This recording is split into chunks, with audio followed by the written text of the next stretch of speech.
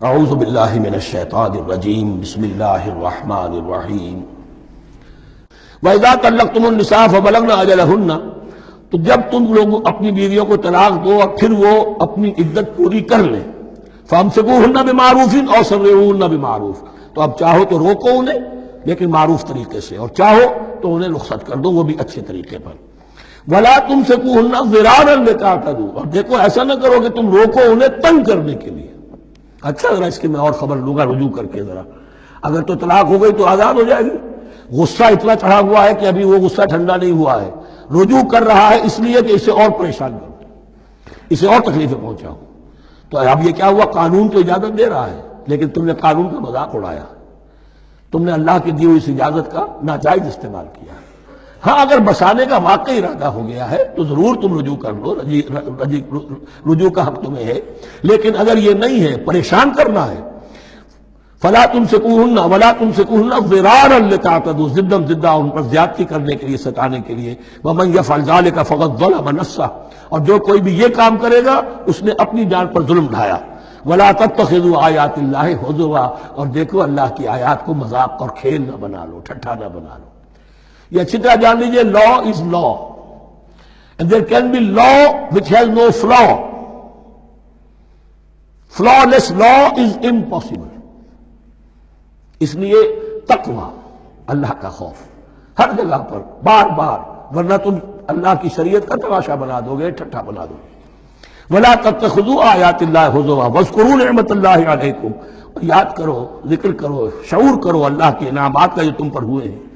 وَمَا أَنزَلَ عَلَيْكُمْ مِنَ الْكِتَابِ وَالْحِكْمَةِ، اور جو اس نے نازل فرما دی ہے تم پر اپنی کتاب، اپنی شریعت اور حکمت، یعظکم بہ، اس کے ذریعے سے تمہیں نصیحت کر رہا ہے، سیدھا راستہ بتا رہا ہے۔ واتقوا اللہ، اللہ کا تقوی اختیار کرو۔ وَاعْلَمُوا أَنَّ اللَّهَ بِكُلِّ شَيْءٍ عَلِيمٌ، اور جان لو کہ اللہ تعالیٰ کو ہر چیز کا حقیقی علم حاصل ہے۔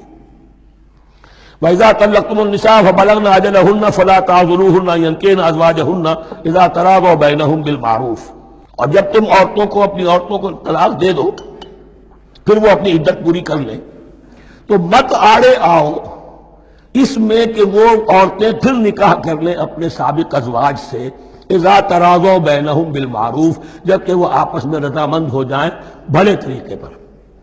یعنی اگر طلاق مغلظ نہیں ہے، دیکھیے ایک طلاق ہوتی ہے بائن، پہلی طلاق، دوسری طلاق، یہ جب تک عدت ختم نہیں ہوئی طلاق رجعی کہلاتی ہے، اس کے دوران شوہر کو رجوع کرنے کا حق ہے۔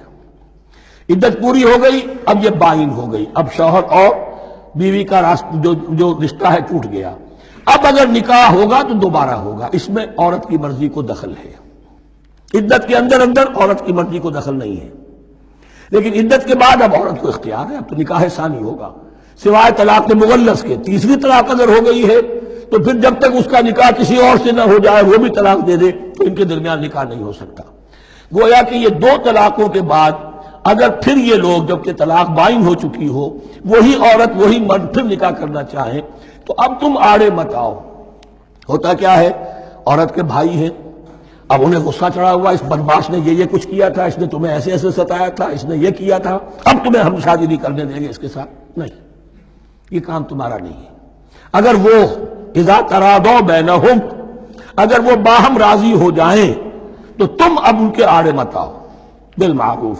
ذالک یوعظ بہ من کان منکم یؤمن باللہ والیوم الآخر، یہ وہ چیزیں ہیں جن کی نصیحت کی جا رہی ہے تم میں سے ان کو جو واقعتاً ایمان رکھتے ہو اللہ پر اور یوم آخر پر۔ ان کے اگر ایمان ہی نہیں ہے، ان کے لیے یہ سارا جو ہے بھینس کے آگے بین بجائے جاؤ کیا حاصل ہے، وہ تو پھر اس کو کوئی فائدہ نہیں پہنچے گا۔